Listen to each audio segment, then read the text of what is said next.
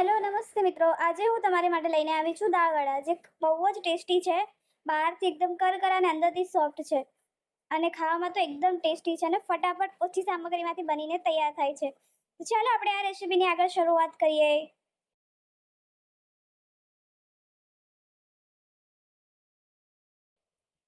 તો દાળવડા બનાવવા માટે મેં અહીંયા 1 વાટકી મગની મોગર દાળ લીધી છે, સાથે અડધી વાટકી મગની દાળ લીધી છે, જે ફોતરાવાળી આવે છે. હવે બંનેને બરાબર મિક્સ કરી અને આપણે એને 1 થી 2 પાણી વોશ કરી લેવાનું છે.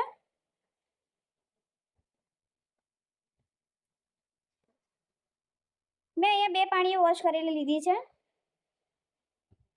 હવે આપણે એમાં અડધો ગ્લાસ જેટલું પાણી એડ કરીશું, મતલબ જેટલું જરૂર હોય એટલું પાણી આપણે અંદર એડ કરવાનું છે. દાળ ડૂબે એટલું. હવે 1 થી 2 કલાક સુધી આપણે એને પલાળીને રાખીશું. હવે તમે જોઈ શકો છો કે દાળ પલળીને એકદમ તૈયાર છે અને ઉપરથી બધા ફોતરા પણ આવી ગયા છે.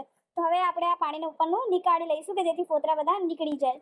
હવે એક મિક્સર જારમાં આપણે આ દાળ એડ કરીશું. સાથે સાથે જો તમને લસણ પસંદ હોય તો મેં અહીંયા 6 કળી લસણ એડ કરી છે, સાથે તીખા મરચાં 3-4 એડ કર્યા છે, એક આદુનો ટુકડો અને સાથે 1 ચમચી જેટલા આખા ધાણા એડ કરી અને ક્રશ કરી લીધું છે. હવે અહીંયા આપણે એકદમ સોફ્ટ ક્રશ નથી કરવાનું, થોડું અધકચરું રાખવાનું છે, તો જ તમારા ભજીયા બહુ મસ્ત બનશે.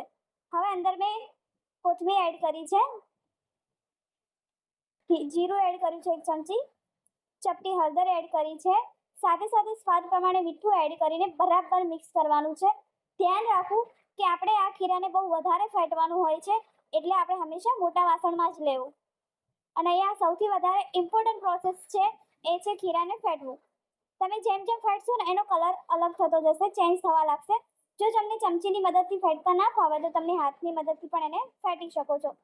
5 થી 10 મિનિટ સુધી આપણે એને ફેટવાનું છે. હવે તમે જોઈ શકો છો કે ખીરાનો કલર થોડો ચેન્જ થવા આવ્યો છે. હવે મેં અહીંયા 2 થી 3 ચમચી ચોખાનો લોટ એડ કર્યો છે અને બરાબર એને પણ ફેટી લઈશું.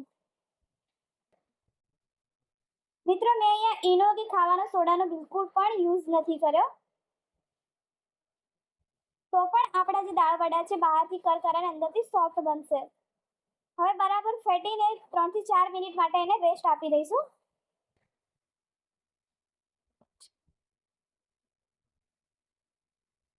હવે જ્યારે આપણે ખીરું બનાવીએ છીએ ત્યારે અમુક લોકોને ખીરું એવું હોય છે કે પતલું થઈ જાય છે અને થોડુંક ઢીલું લાગતું હોય છે, તો તમે એમાં 2 થી 3 ચમચી જેટલો ચણાનો લોટ એડ કરી શકો છો. ધ્યાન રાખો કે પહેલા 1 ચમચી એડ કરો, તો પણ ના થાય તો ફરી તમે એડ કરી શકો છો.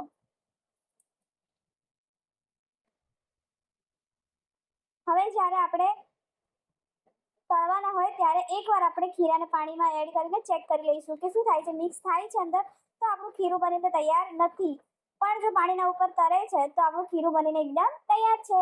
હવે ચમચીની મદદથી અથવા હાથના મદદથી આપણે ગરમ તેલમાં દાળવડા એડ કરીશું. અહીંયા આપણે દાળવડાને 2 વાર તળવાના હોય છે, તો આપણે જ્યારે ફર્સ્ટ વાર તળીશું ત્યારે એકદમ થોડા અધકચરા રાખીશું અને વચ્ચે વચ્ચે આપણે એને પલટાવતા રહીશું જેથી આજુબાજુથી પણ શેકાઈ જાય.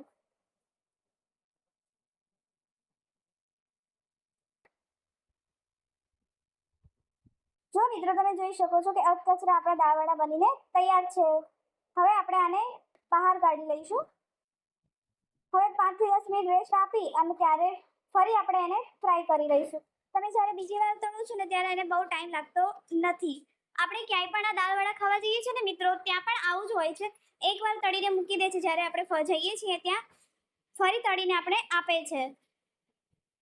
તો તમે જોઈ શકો છો થોડો કલર ચેન્જ થવા આવી ગયો છે અને એકદમ ટેસ્ટી એવા દાળવડા બનીને તૈયાર છે.